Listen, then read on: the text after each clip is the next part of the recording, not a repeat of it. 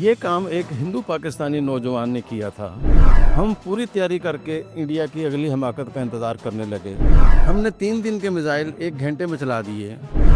اس اعلان کے ساتھ ہی پاکستان میں جشن اور انڈیا میں ماتم شروع ہو گیا۔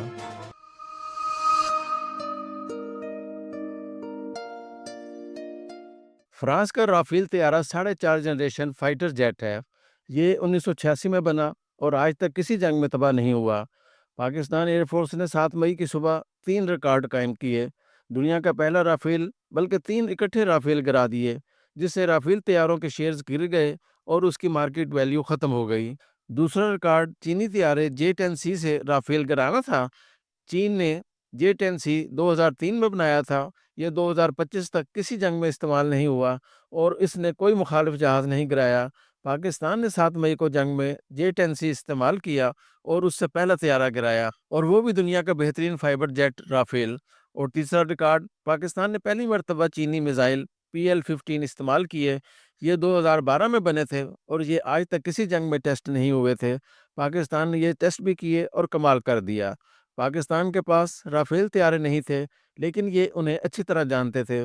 فرانس نے 2019 میں قطر کو بھی رافیل طیارے دیے تھے۔ جنوری 2024 میں پاکستان اور قطر نے جوائنٹ ایکسرسائز کی۔ پاکستانی انجینئرز اور پائلٹس ان مشقوں میں رافیل کو اچھی طرح سمجھ گئے۔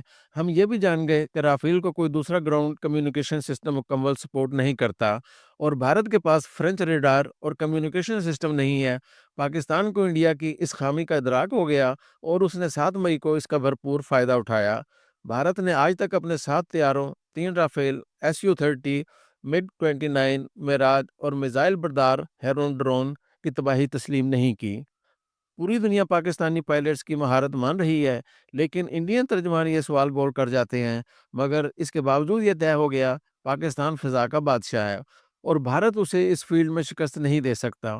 بھارتی حملے کے بعد پاکستان نے سیکورٹی کمیٹی کا اجلاس بلایا اور اعلان کیا۔ بھارت نے گزشتہ رات بہاولپور، مرید کے مظفر آباد، کوٹلی اور سیالکوٹ میں سویلین آبادی پر میزائل داغے۔ اس کے نتیجے میں 31 معصوم شہری شہید اور 5 مسجدیں اور سول عمارتیں تباہ ہو گئیں۔ ہم نے بھارت کے 5 طیارے گرا دیے، لیکن ہمارا جواب ابھی باقی ہے۔ ہم اپنے وقت اور چوائس پر بھارت کے حملے کا جواب دیں گے۔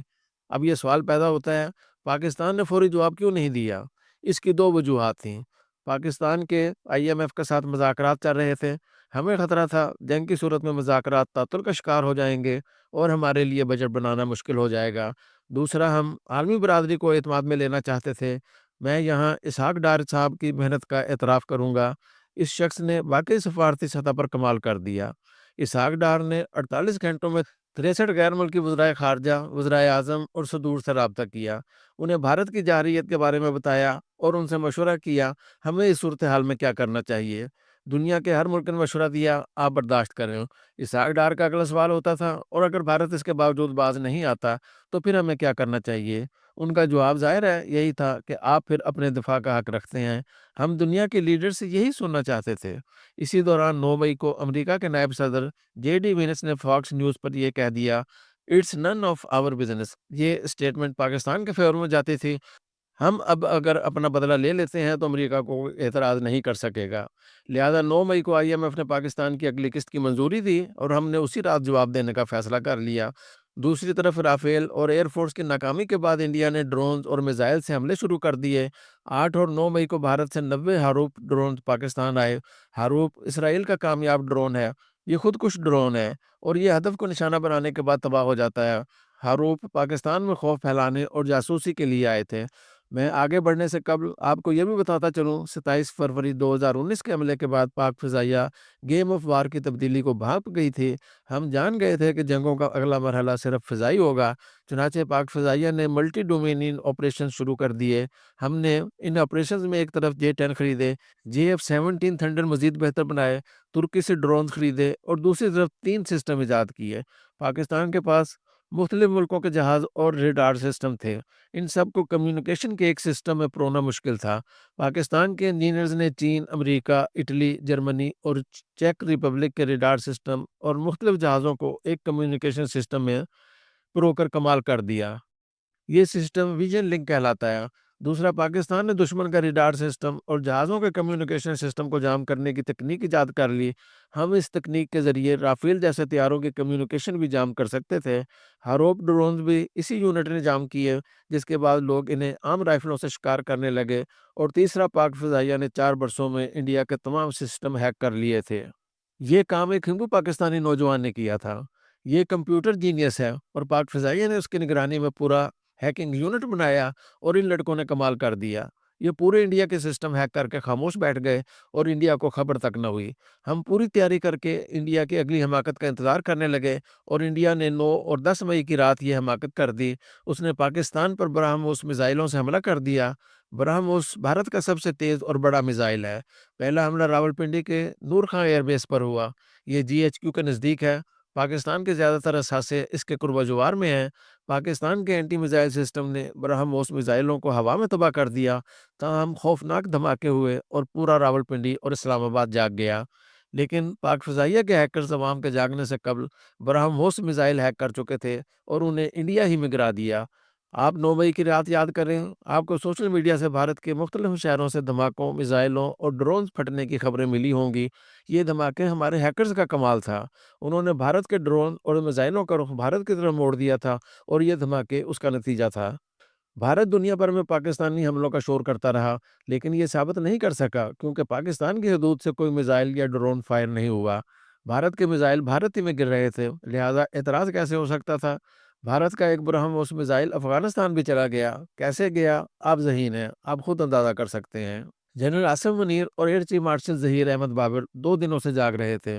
برہموس میزائلوں کے حملے کے بعد جنرل آصف منیر نے نماز فجر کی امامت کرائی، طویل دعا کی اور حملے کا حکم دے دیا۔ پاکستان نے اس کے بعد انڈیا پر الفتح میزائلوں کی بارش کر دی۔ ہم نے 3 دن کے میزائل 1 گھنٹے میں چلا دیے۔ 32 انڈین ایئر بیس اور برگیڈ ہیڈ کوارٹرز پاکستان کے نشانے پر تھے۔ انڈیا نے طیارے اڑانے کی کوشش کی، لیکن ان کا کمیونیکیشن سسٹم ہیک ہو چکا تھا۔ انڈیا فوراً اپنے طیارے سرحد سے 300 کلومیٹر دور لے گیا اور پارک کر دیے۔ پاکستان نے اسی دوران 500 کلومیٹر کی سپیڈ کا میزائل مار کر S-400 anti ballistic missile system کا ریڈار اڑا دیا، اور پاکستانی ہیکرز نے بجلی کا ڈسٹریبیوشن سسٹم ہیک کر کے انڈیا کی 70% بجلی بند کر دی۔ اس کے بعد پاکستانی طیارے اور ڈرون اڑے، اور وہاں اپنا پے لوڈ گرایا جہاں انڈیا تصور بھی نہیں کر سکتا تھا۔ بھارت ڈر گیا۔ چنانچہ اس نے سیز فائر کے لیے امریکہ، برطانیہ، سعودی عرب، حتیٰ کہ چین تک سے رابطہ کر لیا۔ پاکستان کی بس 2 شرطیں تھیں: مسئلہ کشمیر اور سندھ طاس معاہدہ۔